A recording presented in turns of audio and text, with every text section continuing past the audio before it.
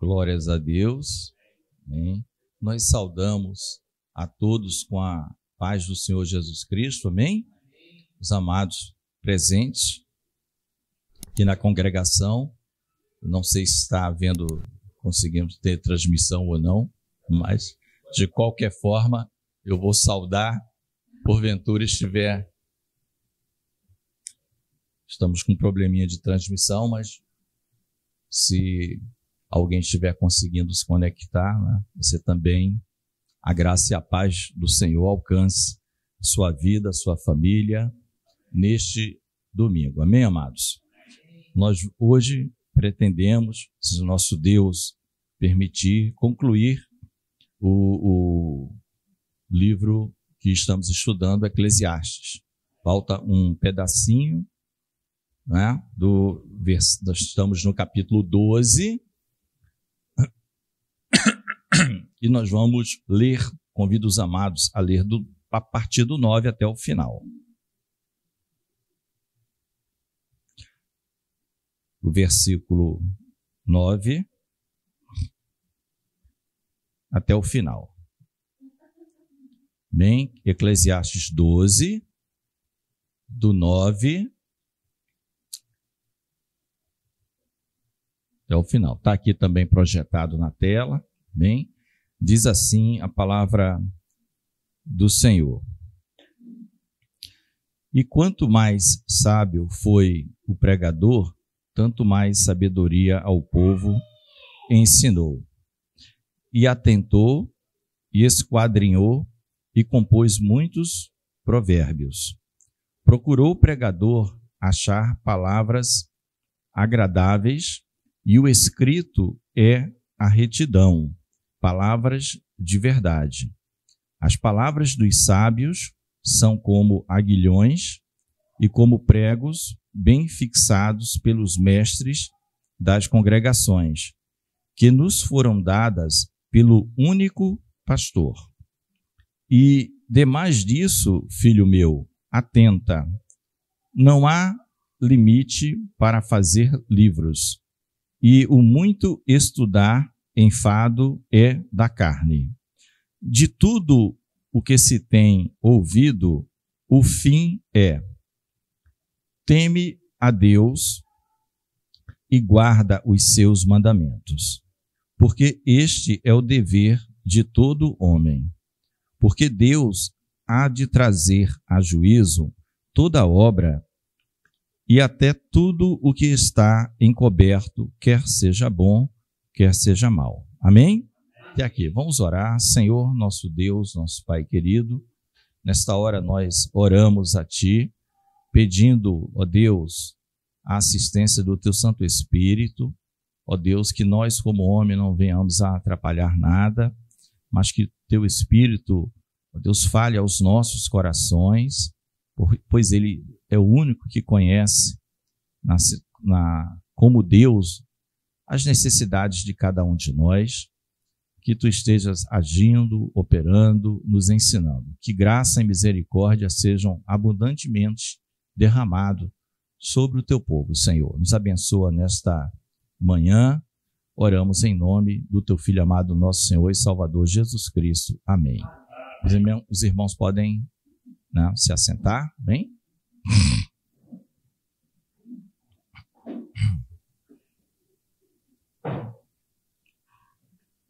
Bom, queridos, por que esta quebra, né, no último capítulo? Porque ele é um fechamento de toda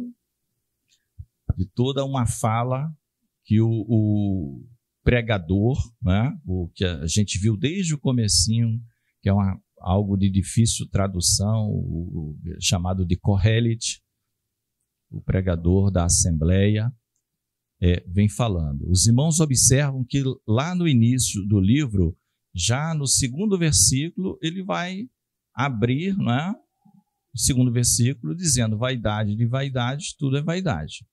Lá no início do livro. Tá no primeiro capítulo, e ele diz: vaidade de vaidades, diz o pregador, vaidade de vaidades é tudo vaidade. Então, ele inicia dessa forma, e ele vai discorrer esse livro, e ele vai, neste capítulo 12, terminar com uma frase muito semelhante ao que ele começou, que é o versículo que antecede ao que nós lemos, é o versículo 8. Você vai no 12, aí o versículo 8, ele, depois que o homem volta ao pó e o espírito volte para Deus que o deu, porque a gente viu que no último encontro, no último estudo, ele vai falando do processo, né, da aproximação da morte, ele vem falando da juventude, o que deve ser feito, esse processo de aproximação da morte, ele passa para o leitor o estado em que se encontra ou se encontrará de morte natural a grande maioria das pessoas, e exorta a que todos busquem ao Senhor. É o hoje, né? Não tem que esperar condições, não tem que esperar condições, nós não temos que estabelecer condições para estarmos com Deus, né? É se apresentar diante dele e pedir de todo o coração que ele nos transforme, ele nos ajude, porque nós, por nós mesmos, já verificamos, já checamos e reconhecemos que não podemos fazer. Nós queremos, mas não conseguimos. Então você vem, se apresenta a Deus. Não é muito comum, eu acho que todo mundo aqui, dos mais antigos, pastor Cleiton, né, irmão Arlindo, o Hermélio, já deve ter encontrado pessoas que eu já encontrei pessoas assim, conversou comigo, ou conversando, que estabeleceu condições, que admirava, que me respeitava, e que também dizendo, eu quero também, eu amo Jesus, mas estabeleceu condição dessa vida para, de fato, sabe, era algo assim, não, deixa eu concluir. Eu já vi até assim, não, quando eu tiver mais dinheiro, já vi isso, a pessoa já ganhava bem, mas ela estava tentando fechar como se fosse assim, algo que ela pudesse completar. E tão logo ela completasse aquilo, ela iria servir Jesus. Ela iria se tornar um crente, um bíblia, porque ela amava realmente, ela sabia que era o certo. Mas se sentia indigna de agora estar servindo a Deus. Então, existem essas coisas que o pregador vem dizendo exatamente o oposto. Meu amigo, lembre enquanto você é jovem. Esquece as condições externas. Não é? Então, as pessoas ficam estabelecendo, eu imagino que o pastor Cleiton já deve ter passado por isso. Não é? Nós não estamos falando daquele que diz, não quero saber desse negócio. Não, estamos falando de pessoas que, de fato, dizem, não, eu vou sim, mas estou pagando aí uma prestação. Gente, o que é que tem a ver isso com... Né? E eu lembro, parece que foi hoje, eu conversando com ele era mais velho do que eu na ocasião, né? A gente conversando amigavelmente. Tá bom, né? Mas eu falei, né? Expliquei a bênção. Não, ele falou, não, eu conheço, eu gosto de ler a Bíblia, mas até agora não me sinto preparado, tal, essas coisas. Então, o pregador ele vem falando de tudo isso até chegar na velhice. Aí ele conclui no 8, vaidade de vaidade, tudo é vaidade, a gente já viu debaixo do sol. Então, do 9 em diante, que é o que nós lemos, você vai ver que ele já não vai falar mais sobre vaidade, vaidade. A gente vai entrar agora, né? Aos pouquinhos, vocês vão ver, assim, essa conclusão ela é maravilhosa, porque ela, apesar de já estar durante alguns capítulos do livro de Eclesiastes, inserida a questão do teme a Deus, Deus livrará aquele que o teme, Deus o conduzirá. Ele agora vai entrar um pouco mais profundo naquilo que vai além, vamos dizer, desse debaixo do sol. É isso que a gente precisa, porque a gente está delimitado debaixo do sol, não é? É a expressão utilizada. A gente está aqui na terra, não é? O livro vai dizer assim, ó, sejam poucas as tuas palavras. E por que sejam poucas as tuas palavras? A gente não deve ser muito falante, porque tu estás na terra, mas Deus está no céu. Então ele já faz uma conexão. Olha, tem algo além desse negócio chamado debaixo do sol, que os nossos olhos veem, que a gente vai trabalhar melhor no final do livro. É como se tivesse... Então, ele começa aqui no 9. Então, esse 9, alguns estudiosos falam que há uma conjunção de alguém que escreve e também o pregador escreve em alguma parte. Entendeu? Porque, por exemplo, o 9 passa a ideia que alguém escreveu sobre o pregador. Se você lê o 9, aí quanto mais sábio foi o pregador, tanto mais sabedoria ao povo ensinou. E atentou, e esquadriou e compôs muitos provérbios. Parece que alguém, não é, registrou isso sobre ele. Tá? Existe um pequeno grupo, não todos, que entende que esse 9 ao 12, ao 14, foi acrescentado depois por um terceiro. Não que não seja inspirado, mas não foi na ocasião que ele escreveu. Mas isso é bem minoria. Todo mundo entende que a grande maioria que isso aqui foi... O que há é... Algumas coisas o próprio Salomão vai dizer, outras coisas pode ser considerado um terceiro que um cronista, como era comum na época, um cronista registrar as coisas, e concluir o livro. Então, esse 9, amados, ele vai mostrar que o pregador, ele não guardou a sabedoria para ele. Isso aqui é importante para nós. Tudo aquilo que é necessário, quanto mais sabedoria ele tinha, mais ao povo ele ensinou. Percebe isso? Então, aquilo que vem, essa sabedoria que nós aqui não encontramos, vem de Deus, ela tem que ser ensinada ao povo. E isso é trabalhoso. O Salomão, ele trabalhou nisso, porque a palavra diz que ele atentou, esquadrinhou, é como se ele entrasse a fundo, medisse, para ver se não tinha erros, falhas, e compôs muitos provérbios.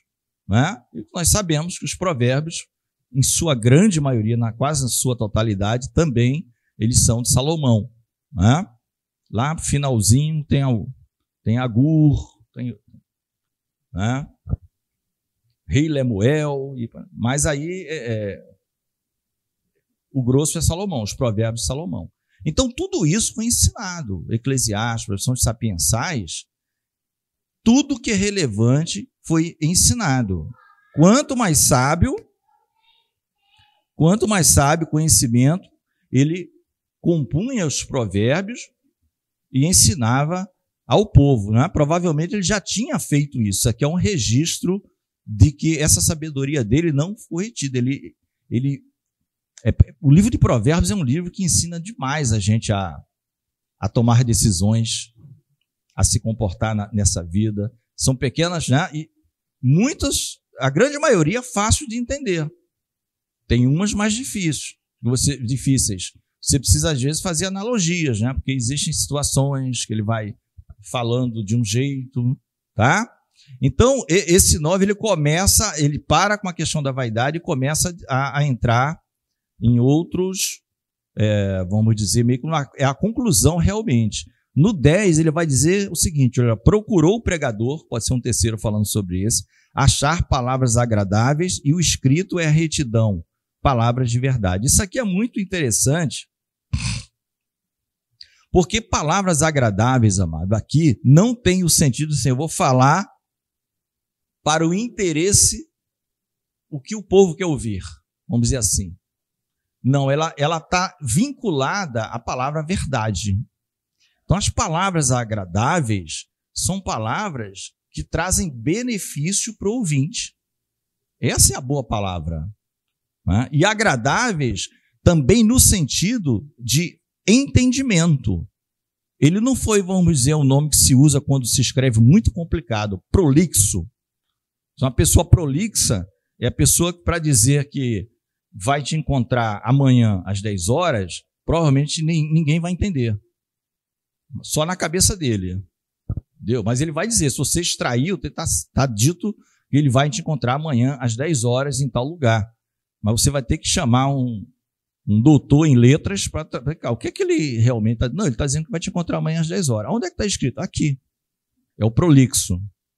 Escreve extremamente complexo, não é nem alegoria, não é nem edificação. É a complexidade que o camarada faz para dizer uma coisa simples.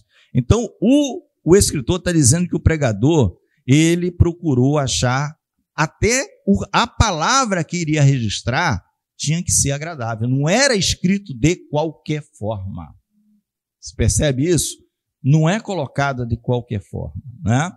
E a gente tem sempre que lembrar do Senhor Jesus ensinando.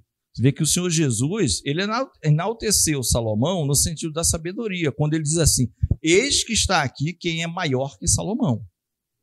Então, claro, Jesus está dizendo, eu sou maior que Salomão. Mas por que ele comparou com Salomão? Porque Salomão era muito sábio, senão ele nem compararia. Tá? Então, isso é um ponto positivo para Salomão. Agora, para os que estavam rejeitando o Senhor Jesus, era negativo, porque ele está dizendo, olha, tem um aqui que é maior que Salomão. A rainha do sul, vai dizer no texto, veio dos confins da terra para ouvir a sabedoria de Salomão. E eis que está aqui quem é maior que Salomão. Então, o referencial de sabedoria era Salomão. Então, Salomão, ele procurou essas palavras agradáveis. E, para mim, amados, o mais importante aqui no 10 é isso aqui, ó. Né? É o 10, isso. E escreveu, irmãos, com destreza e justiça seus muitos discursos plenos de verdade. Isso aqui é o mais importante. Né? Aqui está na King James, né? E os seus escritos, como está aqui na minha versão, é retidão, palavras de verdade. Isso é o que mais interessa, porque se aqui tem coisas duvidosas, se os escritos deles têm coisas mentirosas, erros, que seja, já prejudica, não é isso? Já prejudica. Mas quando a própria palavra aqui, me parece que um terceiro falando sobre ele, está atestando que o pregador, né? O pregador, que é o Corrélite, ele procurou achar palavras inteligentes, um sinônimo aqui para agradáveis, ou seja, palavras inteligíveis que se possa entender, não coisas prolixas, complicadas, palavras que só acadêmico, com muitos anos de estudo, vai entender o que quer dizer aquilo, às vezes uma coisa simples, e agradáveis, e escreveu com destreza e justiça seus muitos discursos plenos de verdade, repletos de verdade. Glória a Deus. Né? E isso é que interessa para nós, sabermos que estamos lidando com um material que é verdade. E o Senhor Jesus fala, olha, quem é da verdade, vem a mim. O pessoal da verdade, ele vai buscar lá em João. O pessoal da mentira, vós tendes por pai o diabo. Ele foi homicida desde, né, porque eles acreditavam mais na mentira. Quer dizer, quem é da verdade, ele vai me procurar. Ele vai claramente me... Né? Então, as palavras, amados. No versículo 11... Tá? Guardando isto, que é uma palavra de verdade, você vê que ele não está falando aqui mais de vaidade, ele está entrando nesse detalhe da riqueza da palavra e da verdade da palavra. As palavras dos sábios são como aguilhões, aqui na versão quase ACF, né, a revista corrigida, e como pregos bem fixados pelos mestres das congregações que nos foram dadas pelo único pastor. Como é que está aqui na King James? As palavras dos sábios são como pregos bem pregados, são como varas pontiagudas que os pastores usam, né? Tá quase aquela que nós chamamos de paráfrase, né? Tá? Que eu expliquei na aula passada, né? Porque o aguilhão é isso aqui, ó. São as varas pontiagudas que os pastores usam para guiar as ovelhas. Eis que estas palavras foram concedidas por Deus, o único pastor de todos nós. Amém? Tá boa essa aqui, porque já é uma explicação, tá? Tá quase assim parafraseada. É uma explicação, tá? Mas aqui a gente vai parar um pouquinho para dar uma aprofundada nisso aqui, tá? Quando ele fala, inclusive a ordem aqui, primeiro nas versões mais tradicionais vem falando dos aguilhões, das varas pontiagudas. Depois é que fala dos pregos. Tá? Depois é que fala dos pregos. Tá? Então ele compara a palavra dos sábios, ou aqui a gente pode trazer, amados, qualquer um que com sinceridade, com inteireza de coração, pureza de coração, em qualquer época, está ensinando a palavra de Deus, está ministrando, está pregando, tá? Lembrando que a honra e a glória não é dele. Ó. De onde é que vem tudo? De onde é que vem? Do único pastor. Vem de Deus, tá? Depois eu vou falar por que aqui não está Jesus. A gente sabe que o Senhor é o nosso pastor, né? Mas é Deus, porque o texto é a palavra que eu já falei para vocês que Salomão vai se referir o tempo todo a Deus. Sempre ele vai usar Deus, aquele que está no princípio, criou Deus os céus e a terra. Ele vincula muito Deus com Deus criador. Para deixar bem claro por que desses conselhos até, porque nós somos criados. Esquece que nós somos autônomos. Bom, se eu fui criado, eu vou procurar saber do meu Criador o que é que ele quer. Ele me jogou, me criou e jogou no espaço? Como assim? Não. Né? Vou saber da minha história. Criador, como é que foi? Não, fui criado tudo certinho, mas vocês inventaram tanta coisa que o negócio, né? Como está aqui no próprio Eclesiastes. O aguilhão, amado, por que a palavra de Deus ele é comparada também a um aguilhão, né? Lembra, eu vou falar aguilhão, porque é um texto fácil. Vocês lembram lá em Atos capítulo 9, que é a conversão de Saulo, não é? O que é que o Senhor Jesus fala para Saulo, naquele estado ali, naquela confusão, entre aspas, né? Uma luz mais forte que o sol, o som que ele entendeu as palavras, os que estavam com ele ouviram, mas não entenderam. Né? Saulo, Saulo, por que me persegues? Duro é para ti recalcitrar contra os aguilhões. Não é isso? E você vê que a palavra aqui usada, essa vara pontiaguda, é exatamente para isso, porque o aguilhão era esse instrumento utilizado para fazer deslocar, por exemplo, uma boiada, um gado, um rebanho. Mas quem é que costumava levar mais as ferroadas, né? As ovelhas ou os bezerros ou os novilhos que estavam, por exemplo, atrasadas, não estavam acompanhando todo o rebanho. Então o pastor, por amor, falou, não, ela vai ter que se mexer, porque ela achou alguma zona de conforto. Esse novilho está ali porque achou alguma comida ali, mas o negócio, aquilo ali pode ser uma pegadinha. A gente tem que se deslocar, porque nosso alvo é chegar lá nas águas tranquilas. Então ele pega uma vara para não chegar perto do animal, que o animal pode se revoltar. Ele pega uma vara longe e pum! Aí quando aquilo... Pum, aí o bezerro insiste um pouco, aí dá-lhe outra, pum! Tem uma hora que ele vai andar, meu amigo. Por isso que o Senhor diz para Paulo, meu amigo, você está dando murro em ponta de faca. Tua mão está esfolada já. Você não vai vencer. Contra os aguilhões você não vai vencer. Chamado mesmo por um camarada que era duro para...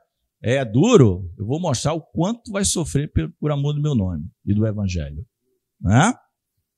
Então, o aguilhão, duro é para ti ficar resistindo, recalcitrar, ser reticente contra o...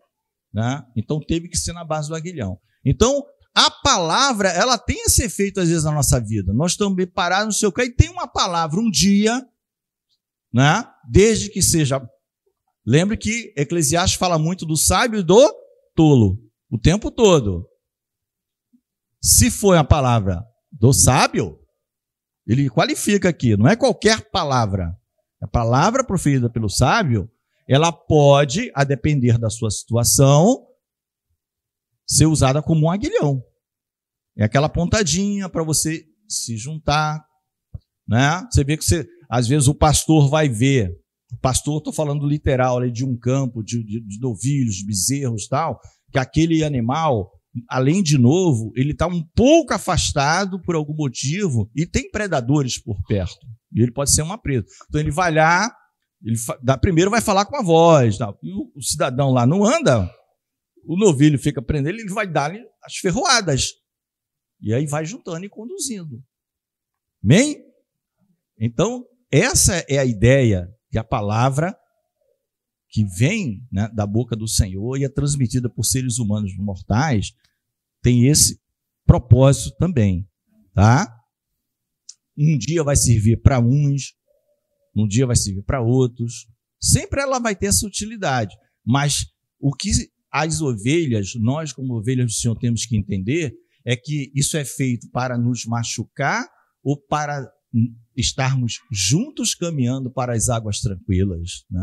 Juntos caminhando para o mesmo, né? Porque não adianta um grupo ir na direção certa e se perder outro vai para a direção errada. Ele nem percebeu, tá bem? Quando ele terminou a caminhada dele, ou envelheceu, ele parou num lugar em que ele não vê mais ninguém que estava junto dele. Porque ele foi por um caminho estranho e não tinha nem um pastor para dar uma guilhada nele, né? Muitas vezes as aguilhadas são exortações. Olha, mano, presta atenção, aí é uma aguilhada. Aí no outro domingo, meu querido, não faz mais isso. É outra aguilhada. As aguilhadas vão sendo dadas. Mano, vamos orar por você. 3 aguilhadas, 4. Né? Aí às vezes começa a perder vida. Socorro! A gente vai lá socorrer. Não tem mais força, tá no chão. Né? Então, o nosso sumo pastor, Jesus Cristo, está intercedendo por nós, ininterruptamente. Né? A palavra diz isso, com um propósito: entrarmos no céu. Essa é a nossa esperança. Não pode falhar. A nossa fé, né? A fé é pelo ouvir a palavra de Deus. E essa fé ela tem que ficar. O justo verá pela fé. Se ele recuar, a minha alma não tem prazer nele. Deus fala isso. Tá? E o outro que ele vai dizer que essas palavras dos sábios, né? E por excelência que era o Salomão, e nós já temos na Nova Aliança o Senhor Jesus, porque o que os apóstolos falaram, todos eles são vasos falhos, como todos nós, de barro, era a graça de Deus que estava sobre eles, né? Mas a fonte é Jesus, tudo vem do Senhor Jesus. Fala dos pregos bem fixados, tá? Dos pregos bem fixados. Esse já não tem o propósito, né, de fazer, esse é de ser algo, você pega um prego, né, você precisa pegar alguma madeira, fixar bem, você pega um prego para que aquilo não fique solto nem se desfaça, é algo bem fixado. Muitos comentaristas comparam com a fixação nas nossas mentes e corações da palavra de Deus. Aquilo que é bem fixado, a gente não esquece. A gente pode ter dificuldade em estar adequado àquela palavra, dizer, Senhor, me ajuda, tal, mas é a tua palavra. Eu sou tentado a não fazer isso, eu tenho dificuldade em fazer isso, mas é a palavra, aquilo está bem fixado no coração. Então, os dois, você observa que tem em comum que são objetos pontiagudos. Tanto o aguilhão, que é uma vara de madeira, mas ao final é um pedaço metálico. E o prego. Um é móvel para você usar com esse propósito que nós já falamos. A palavra faz isso. E o outro é fixo, é para fixar. Mas fixar de maneira tal que você possa pegar a peça e não fia, né? Sabe aquela vez que a gente prega uma caixa, não sei o quê, acha que tá bom, quando levanta a lateral cai, aí tem que... Não, a palavra não pode ser assim. A palavra ela é uma coisa bem fixada nas congregações. Agora, qual a fonte disso? Aí é que é outra coisa que é importante que nós temos sempre que refletir. Qual a fonte? A fonte, ela vem do único pastor. O único pastor, né, para nós aqui da Nova Aliança, é o Senhor Jesus Cristo. Por quê? Porque ele se revelou assim no Novo Testamento. Eu sou o bom pastor. O bom pastor dá a sua vida pelas ovelhas. Né? João 10. João capítulo 10. Evangelho de João capítulo 10. Todos que vieram antes de mim são ladrões e salteadores. Então a gente tem que ter o cuidado, o discernimento, em saber se essas palavras estão sendo dadas pelo único pastor, Jesus Cristo, não é? O Deus. Aqui uma maneira de entender que Jesus também é Deus. Não é? Deus, ou se está sendo dado por esses que não entraram pela porta, como ele mesmo diz lá em João 10, né? Os salteadores, os mercenários, eles querem alguma vantagem, eles não entraram pela porta. Então as palavras dele podem no momento estar sendo doce ali, pode aparentemente estar te trazendo alguma segurança, mas na hora do vamos ver, na hora que a coisa estiver crítica, pode ter certeza que os falsos pastores, vamos dizer assim, abandonam as ovelhas, o mercenário já ganhou alguma coisa, né? Vai embora. E as ovelhas, ele vê o lobo vindo e não faz nada. Bom, então, esse versículo aqui, ele foi um pouco mais explorado, porque, amado, tem a ver com a palavra, amém? Graças e paz, amado. Tem a ver com a palavra que é trazida nas congregações em todos os tempos, em que ela tem que ser comparada a isso, ela tem que surtir algum efeito, né? Nos movimentar, nos mover, para continuarmos na caminhada e ser bem fixada, né? Aí tem a ver com a destreza de quem está pregando também o prego, não é isso? Para ser bem fixada, e uma vez bem fixada, aquilo vai ficar no coração e na mente dos que sinceramente querem, né, aprender a palavra da vida eterna. A palavra que eu vos falo, né, disse Jesus, são palavras de vida. Né? Quando ele vai falar que a carne para nada aproveita. As palavras que eu vos falo são vida eterna, né? Espírito e vida. Amém? Então, essas palavras foram dadas pelo único pastor, tá? Antes de passar aqui para o 12, irmãos, a gente está vendo aqui que Salomão, aqui é importante a gente começar a entender o seguinte: Salomão começa a fazer uma conexão do seguinte: suponha, amados, apenas uma suposição, tá? Então, suponha que a vida do homem, tudo que ele possa fazer, tudo, absolutamente tudo que ele possa fazer, está nesse retângulo aqui dessa tela, tá? Aqui estão todos os habitantes da terra, de todas as eras, e tudo que eles podem fazer estão aqui. Tá bom? Estamos aumentando a ciência, nós estão tudo por aqui, Salomão começa a mostrar que, olha, existe algo que você não alcança, que está para cá, ó. Está depois do... E você não tem como sair daqui para cá.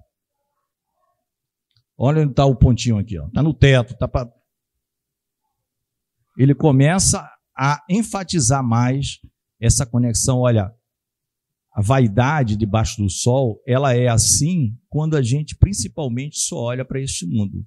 Quando a gente começa a ver que existe um sumo pastor que está nos conduzindo, que não é desse quadradinho aqui, ele, por amor a nós, se fez homem, o verbo se fez carne, ele veio para cá, ele saiu da sua glória e veio para cá habitar com a gente. A gente está aqui, ele demonstrou já o seu amor, se fez um homem igual a nós, morreu por nós, para que a gente saia daqui e vá para cá com ele também. E tem gente aqui brigando com ele. Não é? Eu vi esses dias, pastor Carlos viu esses dias, não sei se alguém viu, um pequeno comentário no YouTube, de um pastor que é considerado, né, não vem ao caso citar o nome, mas ele estava explicando assim sobre a questão do ateu, né? Eu não sei se alguém viu. Ele falou sobre, rapaz, o ateu, assim, no limite, conheço muitos ateus, mas eles são meio loucos. Mas como assim? Por que perder tanto tempo falando sobre algo que não existe? O cara, como assim? Ué, se Deus nos disse, você vai trabalhar a vida inteira para combater algo que não existe, querido. Você nem considera na sua fala, isso aí é algo que você nem... É assim que deveria ser. No entanto, eles vivem trabalhando para provar que Deus não existe. Então, você deve ter algum problema na cabeça. Não é? Você vive batalhando contra algo que não existe. É bem estranho, né? É bem estranho. Ou seja, ele está dizendo, não tem ateu, na verdade. Tem os que combatem contra deuses, tem os que se humilham e se rendem ao Senhor. Então, achei interessante quando ele falou, esses caras são doidos, porque passar o tempo para provar isso, para provar algo, como você vai brigar com algo que não existe? Né? Você já está brigando com o seu irmão que nem nasceu, a sua mãe nem está grávida, você está brigando com ele, como assim? É algo mais ou menos assim, né? Com coisas que não existem. Se ela não existe, amigo, conversa com o que existe. Então ele está dizendo, nós estamos conversando com aquele que é e sempre foi e sempre será, Deus. Então Salomão está deixando muito claro aqui, Deus fazendo parte da vida, essa vaidade a gente leva de uma outra maneira. A vida é difícil? É, mas ela é levada de outra maneira. Tá certo? Então é isso que eu queria mostrar. Olha, o Carlos quer falar, há uma transcendência, né? Ele começa a trazer, dizer assim, ó, existe um sumo pastor, existe um único pastor, tá? A coisa é diferente, meu amado. Tem a vaidade, mas eu estou mostrando para vocês aqui, o Carlos. Salve os irmãos com a paz do Senhor Jesus, amém, irmãos? Quero só fazer um adendo aqui nesse texto, porque no final do texto diz, o único pastor de todos nós, né? Esse único pode ser traduzido também como primeiro, como supremo, como sumo. E nos nossos dias atuais existe um movimento que alega que não existe pastores, né? Jesus é o único pastor. E a Bíblia, como todos nós sabemos, ela é coerente do início ao fim, né? Então, se a autoridade pastoral não existe, se não existe pastor e o único pastor, né, é Jesus, então a gente tem um grande problema, porque a gente tem que ignorar as cartas de... Porque Pedro vai dizer em 1 Pedro, capítulo 5, versículo 1 ao 4, ele diz o seguinte, portanto, apelo para os presbíteros que há entre vós, e eu faço na qualidade de presbítero como eles, e testemunha do sofrimento de Cristo, como alguém que participará da glória a ser revelada. E aí ele diz a seguinte advertência, pastoreiem o rebanho de Deus que está aos seus cuidados. Olhem por ele, não por obrigação, mas de livre vontade, como Deus quer. Não façam isso por ganância, mas com o desejo de servir. Não hajam como dominadores dos que foram confiados a vocês, mas como exemplo para o rebanho. Quando se manifestar o Supremo Pastor, vocês receberão a imperecível coroa de glória. Então, irmãos, isso é para citar um texto. Então, existe a autoridade pastoral, porque essa foi concedida por Deus através do Espírito Santo, amém, irmãos? Como está lá no livro de Efésios, capítulo 4, versículo 11 e 12. E ele mesmo, que é em Deus, deu uns para apóstolos, outros para profetas, outros para evangelistas e outros para pastores e doutores. Então, irmãos, se não existe autoridade pastoral, a gente tem um grande problema. Porque se Paulo está errado no seu entendimento, se Pedro está errado no seu entendimento, a gente tem que desconsiderar boa parte do Novo Testamento. E se nós desconsiderarmos boa parte do Novo Testamento, nós podemos desconsiderar o Novo Testamento todo. Porque se eles são testemunhas oculares e tudo aquilo que eles afirmam é mentira, então a nossa fé, irmãos, ela se tornou banal e vã. Amém? Só esse comentário que, quando diz o único pastor, se refere ao Supremo Pastor. Cristo é o Supremo Pastor. É para quem nós, como pastores, olhamos. O mesmo cuidado que ele teve com as ovelhas, nós devemos Olhar para ele e ter o mesmo cuidado. Sede meus imitadores, como eu sou de Cristo. Amém, irmãos? Glória a Deus. Não podia deixar de passar sem essa observação. Isso é uma coisa que veio na hora certa, né? Porque as traduções, o único significa o sumo, aquele que é o supremo. Mas ele foi, né? Jesus Cristo não esteve aqui, ele foi, deixou os apóstolos e mais um grupo, habitou neles e habita até hoje, por meio do Espírito Santo, e continua no mesma, né? Paulo, em determinada localidade, no livro de Atos, manda chamar todos os presbíteros de Éfeso, lá, né? Que era uma região grande ali, não era nem a cidade, era toda a região, para dar orientações. Então, existe os presbíteros, supervisores, né? O sumo é Jesus, é Deus. Aqui, como eu falei para vocês, entenderam o que o pastor Carlos explicou? Muito tranquilo, né? Agora, todo mundo, inclusive o pastor aqui, que estaria na função de sábio, né? Todos os pastores, sábio não segundo o conceito do mundo, segundo o conceito bíblico, né? De temer a Deus, né? Não tem a ver com o currículo do mundo. Tá? Lembre-se que nesta época, né, ele era filho de Davi, não é? Como é que Davi fala lá no Salmo 23, né? O Senhor é o meu pastor. O Senhor que ele usa lá é o tetragrama, é aquele nome impronunciável de Deus, que depois os próprios judeus colocaram alguns símbolos para dar sentido de vogal, e ficou Yahvé, Jeová, tá? É o meu pastor. Então, daí a referência sempre a Deus como o único pastor. Vem Jesus e se identifica totalmente com isso aqui, né? Lembra que eu falei nos evangelhos, ele fala, eu sou o bom pastor. Alguém poderia dizer, não, o nosso único pastor é Jeová. Está lá no... né? Aí Jesus fala, aliás, Jesus fala vários eu sou, né? Que também era só para Deus. Antes que Abraão existisse, eu sou. Aí pegaram pedras nele, porque ele usa a mesma palavra lá que foi usada para Moisés. Deus dando resposta. O que é que eu digo? Quem me mandou para o Egito? Eu sou, me enviou. Então, amém, amados? Então, esse versículo ele é bem rico, esse 11. Tanto sobre a verdadeira sabedoria, a palavra de Deus, os efeitos que ela causa, né?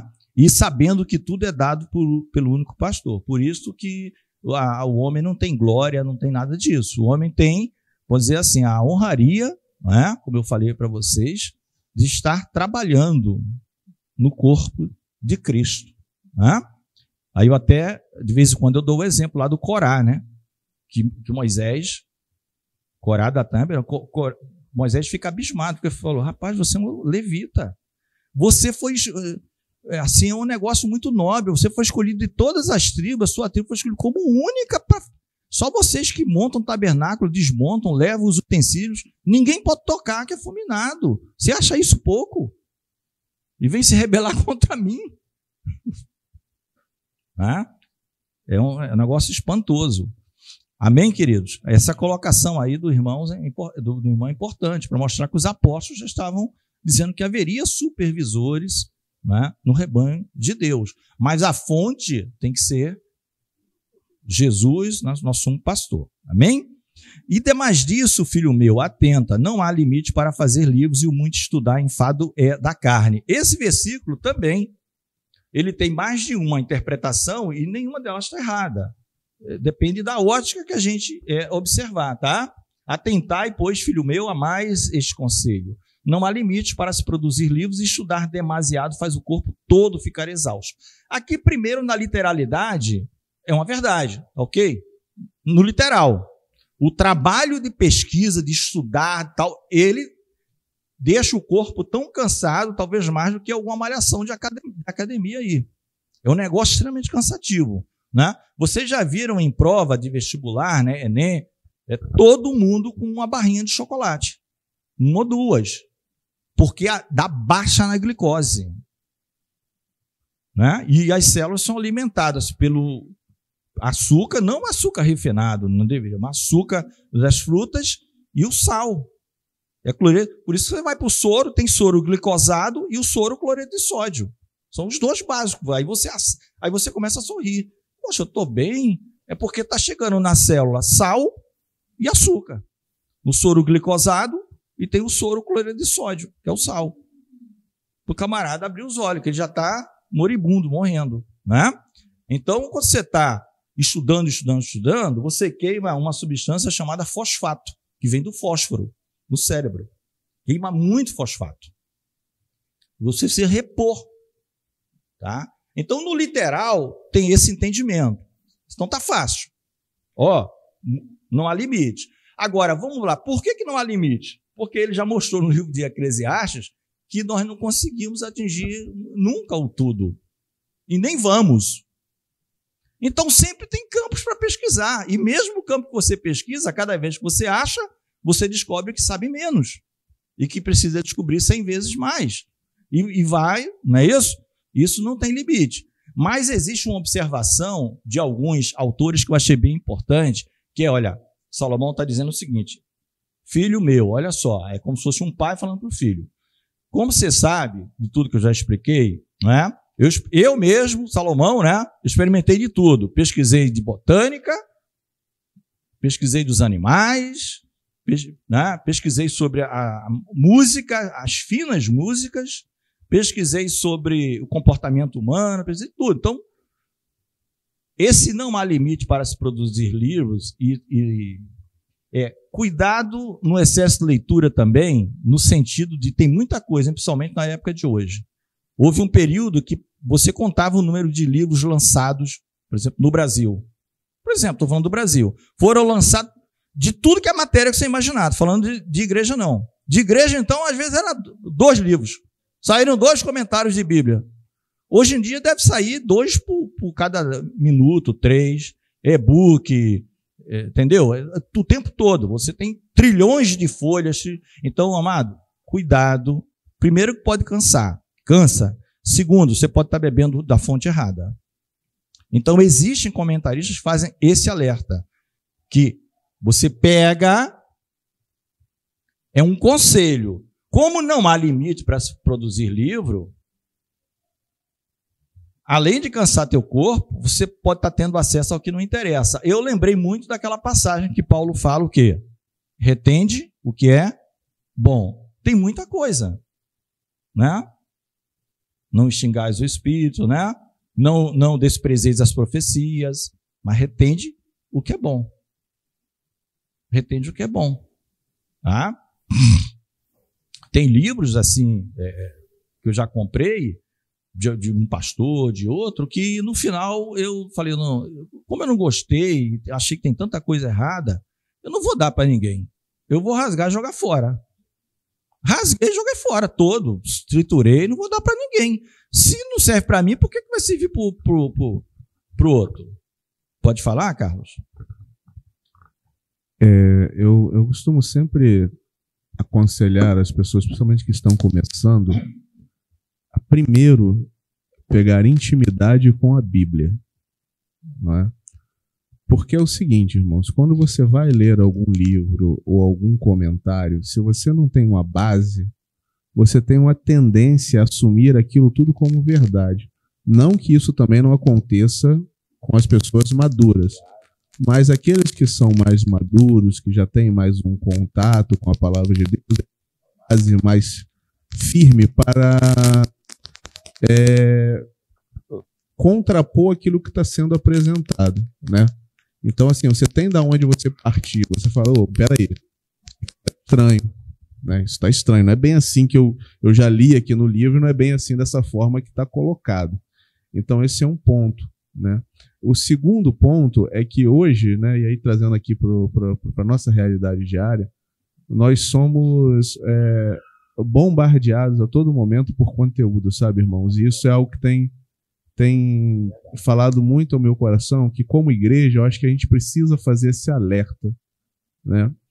A todo momento, a todo lugar, você está tendo informação, informação, informação, e a gente não tira um tempo para processar aquilo que a gente está recebendo. E isso é um outro problema. Não adianta eu ler 50 livros se eu não refletir sobre o que aquele livro está me apresentando. Porque é da reflexão que vão vir os questionamentos. É da reflexão que você vai parar e ponderar para ver se aquilo que está sendo dito no livro tem realmente sentido ou não. Mas no afã de adquirir conhecimento, vai se lendo muita coisa sem se questionar. E aí a gente vai criando esses pensamentos erráticos, né, que vai guiando o povo por outras linhas, por outros caminhos, coisas que não fazem sentido. A sociedade, ela tem perdido uma coisa chamada de senso crítico. Porque eu não penso mais por mim mesmo. A realidade é essa, irmãos. A gente não pensa mais por si mesmo. A gente não para, não reflete sobre aquilo.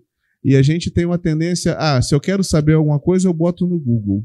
Se eu quero entender alguma coisa, li ali um versículo, não entendi, eu não paro ali em um estado contemplativo para poder analisar aquilo. O que será que isso quer dizer? Vou pegar aqui uma referência, vou ver a referência do texto, vou ver aqui a referência do versículo, e aí a referência daquele versículo leva para outro versículo. Você não faz mais esse exercício. Hoje em dia a gente pega o texto, não entendi, boto no Google. O Google não respondeu o que eu quero, jogo no ChatGPT. Aí ali sai uma resposta que eu não sei se é certa ou errada, mas aquilo me conforta, então eu assimilo aquilo como verdade. É o que a gente tem feito, irmãos. Com isso, a sociedade cada vez mais vai perdendo essa capacidade de raciocinar, de criar algo por si mesmo, de chegar à interpretação de algo por si mesmo, de observar as coisas, ponderar, questionar, entender, pesquisar. Isso é um perigo muito grande, irmãos. É só essa colocação que eu... Pastor Cleiton também.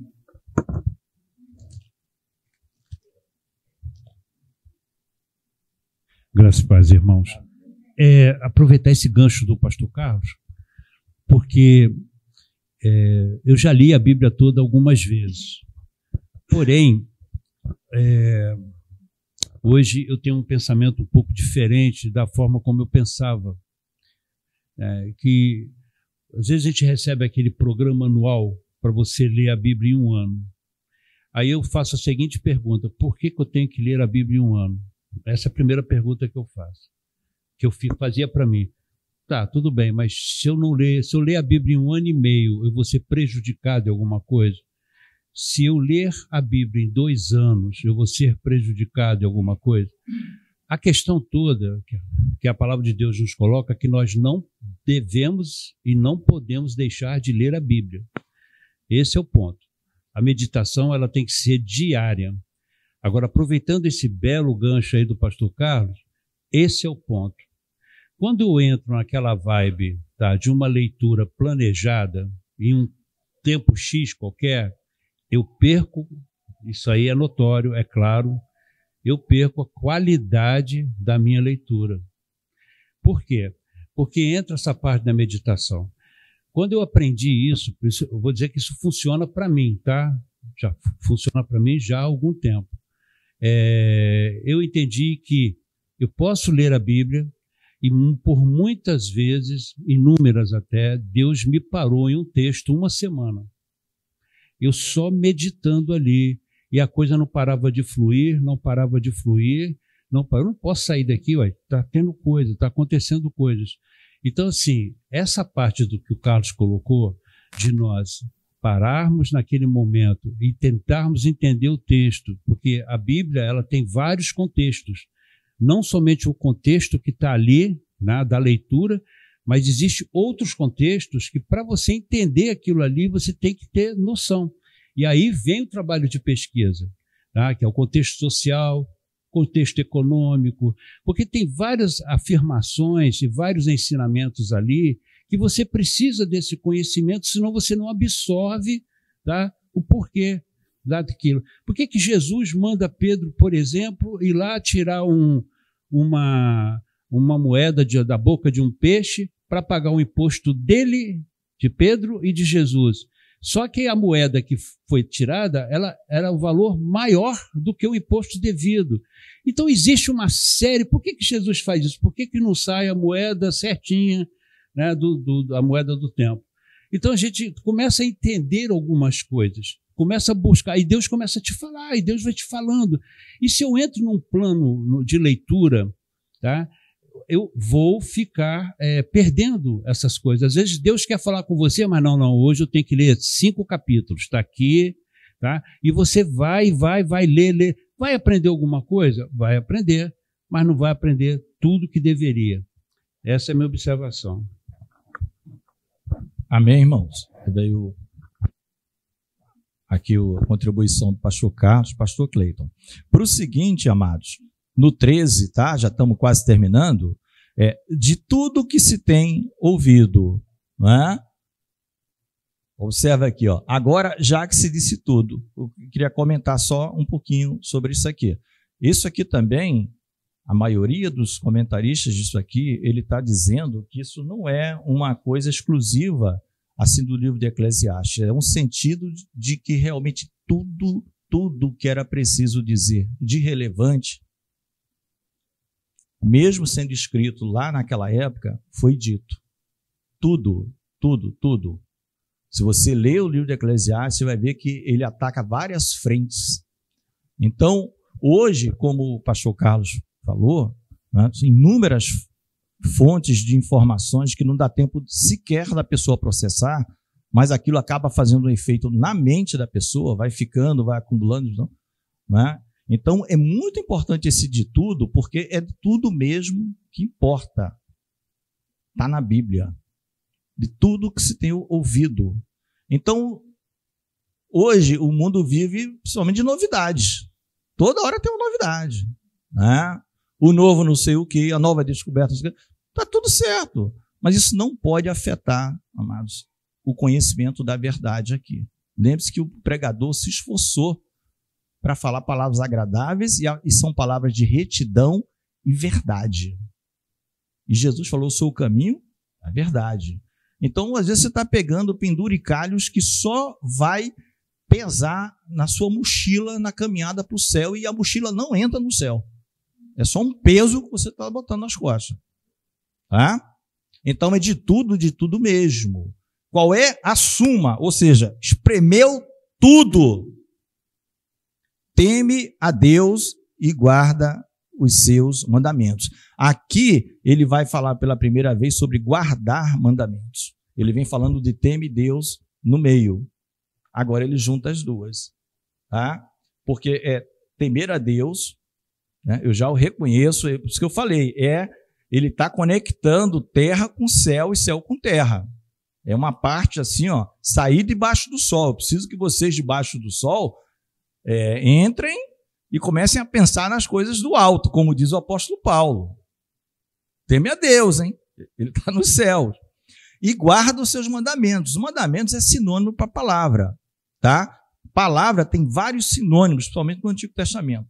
Os teus estatutos, os teus mandamentos, a tua palavra, tá? Oráculos, muitas e muitos, os teus preceitos, os teus testemunhos, tudo isso está lá no Salmo 119, são sinônimos para a palavra de Deus. Então, o que ele está dizendo, ó, de tudo que se tem, se você tiver que se ater a uma única coisa, é isso aqui, ó, teme a Deus e guarda os seus mandamentos. Mais uma vez, pastor Carlos, tá? Microfone para ele, por favor. Então, é tudo que se tem ouvido e isso aqui. Aí nós vamos ver depois, até o finalzinho do versículo aqui, ó. Hoje eu tô interrompendo muito. Mas né? não, hoje eu estou gostando, porque isso aí tinha que ser feito mais vezes. Quando nós olhamos para essa expressão, ama reverentemente a Deus e obedece os seus mandamentos, nós temos uma expressão lógica, né? E toda a frase só é verdade se as duas partes da expressão forem verdade. Ou seja, se eu amo a Deus, eu necessariamente preciso obedecer os seus mandamentos. Se eu simplesmente obedeço, eu necessariamente preciso amar a Deus, porque eu tenho um E ali na expressão, né? Então, se uma das partes for inverdade, eu anulo toda a expressão. Porque eu já vi pessoas que dizem o seguinte: não, eu desobedeço a Deus, mas eu amo a Deus. Não, meu irmão, você não... não existe temor de Deus, né? Se você entende que Ele é Deus, soberano, todo-poderoso, criador de todas as coisas, que Ele não compactua com o erro. E aí você diz que teme a Deus, mas desobedece? Não, a conta não fecha, né? A conta não fecha. Então, o amor a Deus está necessariamente relacionado com a obediência aos seus mandamentos. Se você teme, você obedece. Se você não obedece, é porque, obviamente, você não tem temor de Deus. Amém? Amém, amém, para não ficar na parte. E aqui na tradução King James, no finalzinho do versículo, tá exatamente como se fosse parafraseado. É o que está no hebraico, mais ou menos original. Porque na maioria das Bíblias tem a palavra dever, porque este é o dever de todo homem. Que não está errado, tá? Mas não tem no hebraico, mas claro que redunda nisso. Mas no hebraico está mais ou menos assim, porque isto é o homem, tá? Porquanto foi para isso que fomos criados. Isto é o homem. O que é o homem? Como é que era Adão e Eva? Era assim, era se deliciando com Deus, em obediência, tudo fluía perfeito no paraíso. Então, por isso que eu estou dizendo, esse finalzinho é uma conexão que nós temos que estar muito atento desse mundinho debaixo do sol com aquilo que é eterno. Por isso que ele para das vaidades, agora ele vai falar um pouquinho para concluir, ó. Pensa a longo prazo aí, amado. Tem consequências, tá? E já pensou a frase? Isto é o homem, ou seja, o que é o homem? Todos os homens, o que é? É obedecer a Deus, né? E amá-lo, ou amá-lo e obedecê-lo. Isso é o homem é isso. Aí vem a palavra dever, isso é o dever do homem. Também não diminui, até pelo contrário, dá uma ênfase no sentido de que dever é algo que você não tem possibilidade de escolha. Você pode não fazer, mas não por possibilidade, aí já é uma desobediência. Uma coisa é você, isso é uma possibilidade, é uma faculdade, você pode, não, e outra coisa é dever. Dever é dever. Dever é dever. Você fez, ou você faz, ou você não faz. Mas é um dever. Esse é que é o homem, na verdade, na sua plenitude, tá? O difícil estamos debaixo do sol, cheio de setas de adversário contra nós, cheio de... não é nosso mundo, tá? Então, isso aqui é o homem. Porque Deus há de trazer a juízo, ó, ele já vai falando algo que é pós-morte. Então, é um diálogo muito espiritual aqui. Né? Um diálogo, um escrito, né? Deus há de trazer a juízo toda a obra e até tudo que está encoberto, quer seja bom, quer seja mal. Amém? Deus há de trazer a juízo. Ele termina com isso, que no final haverá, né, o julgamento. O que é que o Novo Testamento diz para a igreja, aqueles que estão em Cristo, que andam pelo Espírito? Que não há condenação. Condenação. Você pode passar pelo juízo, não será condenado, absolvido. Mas para quem não está em Cristo, aí haverá um juízo com certeza condenatório. Aí eu nem vou entrar no mérito, tá? Tem gradação, não tem? Dá para eu ficar na câmera com 2.000 graus, o outro fica com 3.000 graus. Aí, quem quiser experimentar, entendeu? Então, ele está colocando aqui, o homem está enquadrando, olha, lembra disso. Agora já vou passar, né? Deus, esse que não está aqui no nosso ambiente, assim no sentido, não é daqui, ele vem para cá por nos amar, é uma humilhação se fazer menor que os anjos, igual aos homens, né? Não tem nada em oculto para Deus, tá? Nada em oculto, ele vai trazer tudo a juízo. Bom? Quer seja bom, quer seja mal. Então, esse finalzinho do 9 ao 12, vamos ficar de pé, terminamos, né? Esse finalzinho aqui, ele é bom porque ele leva o homem para uma esfera um pouquinho maior para raciocinar. Ele vai dizer assim, olha, o mundo é realmente vaidade. Se você ler, é névoa, Porque, né? É algo que está ali, a névoa não vai desaparecendo rapidamente. Todo e qualquer projeto, você começa, mas desaparece. A sua própria vida desaparece. E ele passa agora a falar em algo eterno. Começa a falar da eternidade, do homem da eternidade, do homem da eternidade. Né?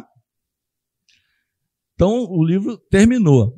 Aí, contando assim o meu testemunho, né, pessoal da experiência de ter estudado esse livro para compartilhar com os irmãos, né, o que é que eu assim aprendi principalmente? A não ficar muito preocupado com um monte de coisa que eu tinha dúvida. Porque o livro, uma das coisas que ele mais fala, né? É isso, Deus fez isso exatamente para que você não saiba, meu amado. Para que ninguém saiba. Ele fez assim para que ninguém saiba. Então, até a gente pede cuidado com quem dá explicação para tudo. Não é?